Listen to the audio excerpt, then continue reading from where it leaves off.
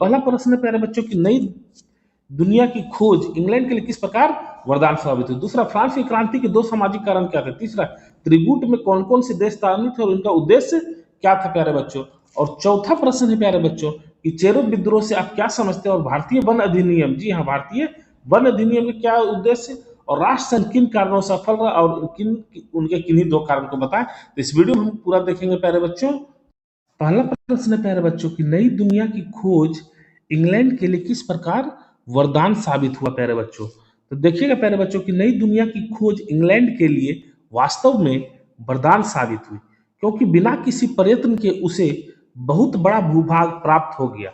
England वालों ने जंगलों को काटकर खेती योग्य जमीन बनाकर गेहूं उपजाकर कृषि से आय भी प्राप्त किया। बाद में कृषि के बाद वहां औद्योगिक विकास भी शुरुआत। प्यारे बच्चों आप लोग बिल्कुल इसी तरह से लिखिएगा, आप लोग को 2 नंबर मिलेगा ही मिलेगा। अगला प्रश्न की ओर हम लोग चलते हैं प्यारे बच्चों।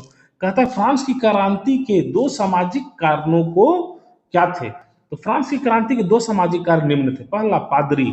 जी हाँ, फ्रांस में चर्च की भूमिका प्रभावशाली थी, इसलिए देश में पादरियों का व्यापक प्रभाव था। दूसरा है प्यारे बच्चों मध्यम वर्ग। जी हाँ, मध्यम वर्ग की आबादी देश की आबाद जनसंख्या का लगभग कितना था, प्रतिशत था, 90%। इन्हें कोई भी विशेषाधिकार प्राप्त नहीं था और सभी कर इसी वर्ग को देने पड़ते थे। यह स्थिति जनता के लिए असहनीय थी प्यारे बच्चों। अगला प्रश्न है प्यारे बच्चों, त्रिकूट में कौन कौन देश शामिल थे और इनका क्या उद्देश्य था।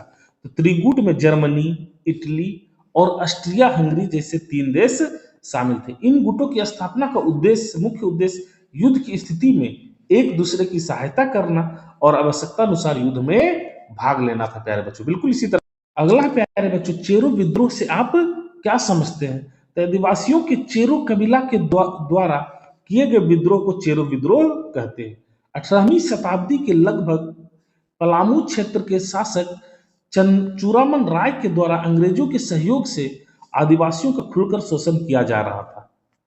असहाय अवस्था में चेरो लोगों ने 1800 ईस्वी में राजा के विरुद्ध खुला विद्रोह शुरू कर दिया।